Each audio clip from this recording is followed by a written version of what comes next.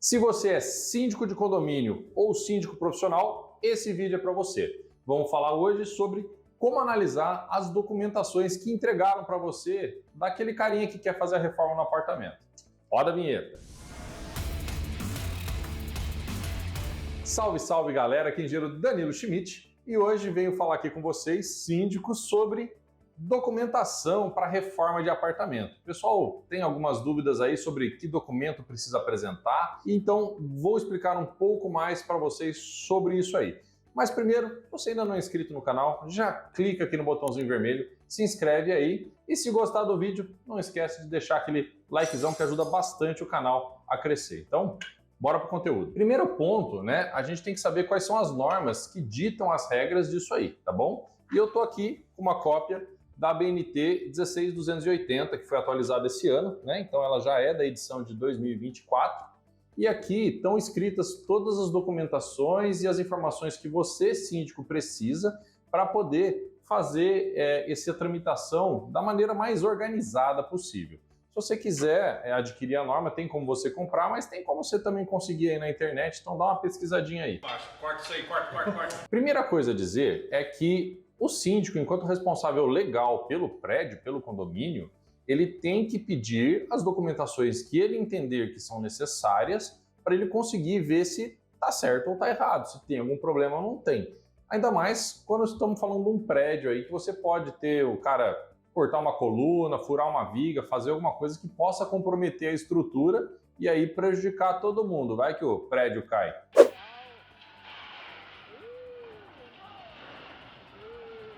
Dessa forma, um documento muito simples que você pode pedir para todo mundo, independente de quão simples seja a obra, é o memorial descritivo. O memorial descritivo, como o próprio nome diz, ele é uma memória escrita. Então você vai escrever tudo que você quer que seja feita nessa reforma, né? Então a pessoa interessada na reforma ela vai ter que descrever tudo aquilo que ela quer fazer.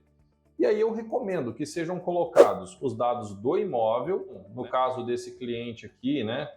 Tem os dados do apartamento, o tamanho, o endereço, os dados do proprietário, né, que vai fazer, e os dados do responsável técnico. Danilo, se for uma reforma simples, que não vai precisar de um responsável técnico. Tá, se você entender que a reforma é simples, que você não vai exigir um responsável técnico, lembra que você, síndico, é o responsável pelo condomínio, tá? Então você não coloca esses dados, mas você pode pedir, por exemplo, que ele coloque os dados do profissional que vai executar o serviço, seja um empreiteiro, um pedreiro, um pintor, o que quer que seja, para você se resguardar tecnicamente, tá?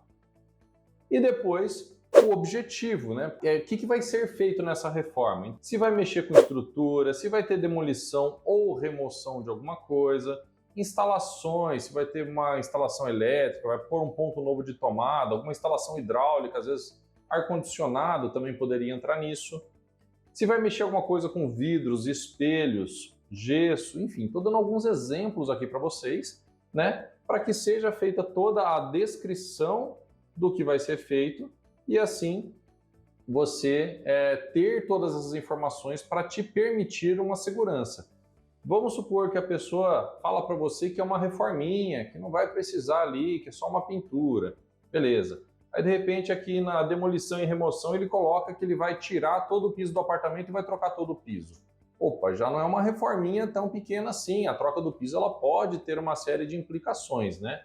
Então isso vai te ajudar a determinar também se você vai mais vezes fiscalizar essa obra, né? Então todos esses pontos são importantes para vocês. E se for ter um responsável técnico, vocês vão precisar que esse responsável técnico emita uma ART, que é uma anotação de responsabilidade técnica. Se for um arquiteto, o responsável técnico pela obra, aí no caso não vai ser uma ART, e sim uma RRT, que é Registro de Responsabilidade Técnica, e aí também tem a numeração. Isso muda porque os engenheiros respondem ao CREA e os arquitetos respondem ao CAL, mas é a mesma coisa. E o documento ele vai ter essa carinha aqui, né? No caso da ART. Então vai vir aqui o número dela, os dados do responsável técnico, os dados de quem contratou, né? No caso pode ser o proprietário, e os dados da obra, o endereço, onde que essa obra está sendo feita. Você precisa fiscalizar isso aqui? Sim.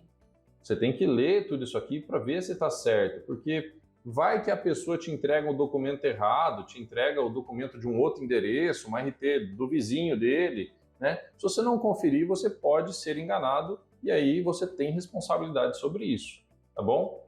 E aqui na parte de atividade técnica é o principal campo que você tem que avaliar junto com as observações.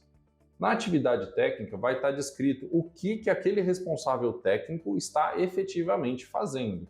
No caso, nessa aqui eu era responsável pela execução de reforma de edificação de alvenaria de 52,1 metros quadrados.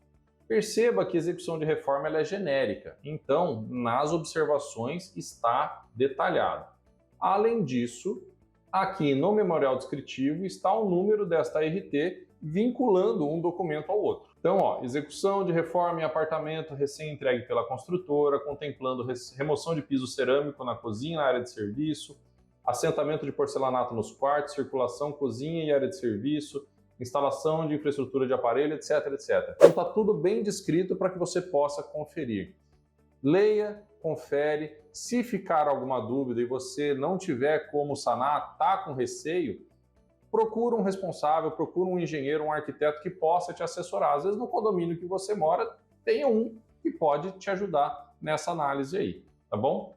Finalizou a análise, tá tudo certo, tá tudo ok, você tem o dever de pedir que essa pessoa te passe os dados dos prestadores de serviço, nome, RG, CPF, enfim, aí você determina quais informações você quer para você poder liberar a autorização dessas pessoas acessarem o condomínio. É o síndico que autoriza a entrada dos prestadores de serviço no condomínio e é o proprietário que autoriza a entrada desses prestadores de serviço no apartamento deles, ok? Ficou alguma dúvida? Deixa aí nos comentários. Se eu puder responder a todos vocês, vai ser um prazer. Gostou do vídeo? Deixa o dedo naquele like. Aqui do seu lado direito, no card, mais alguns vídeos falando de construção civil, obras e engenharia para você estar sempre aprendendo mais. E aí, acabou?